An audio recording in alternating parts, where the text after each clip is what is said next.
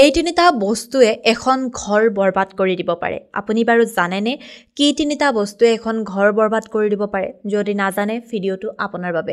ভিডিঅ'টো চোৱাৰ পিছত আপুনি গম পাব যে কি তিনিটা বস্তুৱে ঘৰ এখন বৰবাদ কৰি দিব পাৰে। আচলতে আমি মানুহবোৰে কিছুমান কাম জানি বা কিছুমান কাম অজানিতে কৰোঁ। আমি কৰা কামবোৰে আমাৰ ঘৰখনলৈ কেতিয়াবা ভাল দিন আনে, কেতিয়াবা বেয়া দিন আনে। গতিকে আমি কিছুমান কাম নাজানি কৰি পেলাওঁ, যিবোৰে আমাৰ ঘৰখনত বহুত বেছি এটা বিৰূপ প্ৰভাৱৰ সৃষ্টি কৰে। আপুনি জানি বা অজানিতে এই ভুল কেতিয়াও নকৰিব। এতিয়া যদি জানিবলৈ বিচাৰিছে কি তিনিটা কামে আপোনাৰ ঘৰখন ধ্বংস কৰি দিয়ে, আপোনাৰ ঘৰখন বৰবাদ কৰি দিয়ে, ভিডিঅ'টো আপোনাৰ বাবে। আপুনি আপোনাৰ ইউটিউব, ফেচবুক অথবা ইনষ্টা লিগেল আৰু অৰ্গেনিকভাৱে গ্ৰ'থ কৰিব বিচাৰিলে, মনিটাইজেশ্যন কৰিব বিচাৰিলে আমাৰ লগত যোগাযোগ কৰিব। আপুনি আমাৰ পৰা legal views, legal subscriber, legal followers এই সকলোবোৰ লিগেল আৰু অৰ্গেনিকভাৱে ল'ব পাৰিব আমাৰ হোৱাটছএপ নাম্বাৰ 9864808721। আপুনি আমাৰ হোৱাটছএপত মেছেজ কৰিব, আপোনাৰ ক্ৰাইটেৰিয়াখিনি জনাই দিব আৰু আপোনাক আমাৰ তৰফৰ পৰা ফোন কৰা হ'ব। এতিয়া আমি জানিম কি তিনিটা বস্তুৱে আপোনাৰ ঘৰখন ধ্বংস কৰিব পাৰে। তাৰে প্ৰথমটো হৈছে চেণ্ডেল। আমাৰ কি হয়, ভৰিৰ পৰা এনাৰ্জি ওলায়। বিশেষকৈ আমাৰ ভৰিৰ যিখন তলুৱা থাকে, সেই ভৰিৰ তলুৱাৰ পৰা আমাৰ এনাৰ্জি আহে। তেনে ক্ষেত্ৰত আপুনি যদি কোনোবা অন্য ব্যক্তিৰ চেণ্ডেল পিন্ধে বা অন্য ব্যক্তিৰ চেণ্ডেল আপোনাৰ ঘৰলৈ আপুনি লৈ আহে, পিন্ধি পিনে আপুনি লৈ আহে, তেতিয়াহ'লে কি হয়, সেই মানুহজনৰ বিশেষকৈ কোনোবা যদি আপুনি নিগেটিভ মানুহক পায়, কি হয়, সেই নিগেটিভ মানুহৰ ভৰিৰ পৰা নিগেটিভ এনাৰ্জি আহে।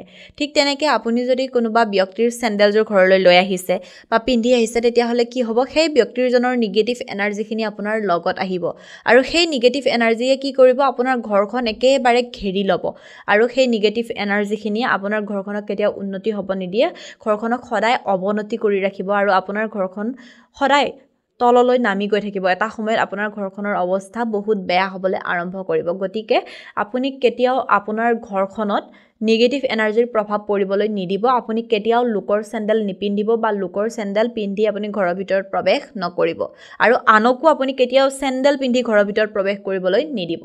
দ্বিতীয়টো হৈছে ছাতি। এতিয়া কি হয়, আপোনাৰ ঘৰত কেতিয়াবা ছাতি নাথাকিব পাৰে, তেতিয়া আপুনি কাৰোবাৰ ছাতিটো লৈ আহিছে, সেই ছাতিটো আপুনি ঘৰৰ ভিতৰত নোসোমাব। আপুনি যদি ছাতিটো লৈছে, বাই চান্স আপোনাৰ উপায় নাই, তেনে ক্ষেত্ৰত আপুনি বাহিৰে বাহিৰে ছাতিটো দি পঠিয়াব বা দি থৈ আহিব। সেই ছাতিটো আপুনি ঘৰৰ ভিতৰত নোসোমাব। কি হয়, ছাতি যদি আপুনি লোকৰ লয়, খুব বেছি কাজিয়া হয়, হাই কাজিয়া হয়, গণ্ডগোলৰ সৃষ্টি হয়। আৰু একেবাৰে শেষত হৈছে ফাৰ্নিচাৰ। এতিয়া এইবোৰতো একেবাৰে আজিকালি সাধাৰণ কথা হৈছে। কি হয়, বিশেষকৈ টাউন চহৰবোৰত কি হয়, কোনোবাই ইউজ কৰা ফাৰ্নিচাৰবোৰ বিক্ৰী কৰে। কোনোবাই ইউজ কৰা ফাৰ্নিচাৰ মানে কাৰোবাৰ বদলি হৈছে, প্ৰমোশ্যন হৈছে বা তেওঁলোকৰ অইন ঠাইলৈ পষ্টিং হৈ গৈছে, যাৰ কাৰণে তেওঁলোকে এই ঠাইটো এৰিবলৈ বিচাৰিছে, তেতিয়া তেওঁলোকৰ ফাৰ্নিচাৰবোৰ বিক্ৰী কৰিবলৈ লয় আৰু মানুহে কি কৰে, কম দামত পায়, কাৰোবাৰ পুৰণি ফাৰ্নিচাৰবোৰ কিনি লয়।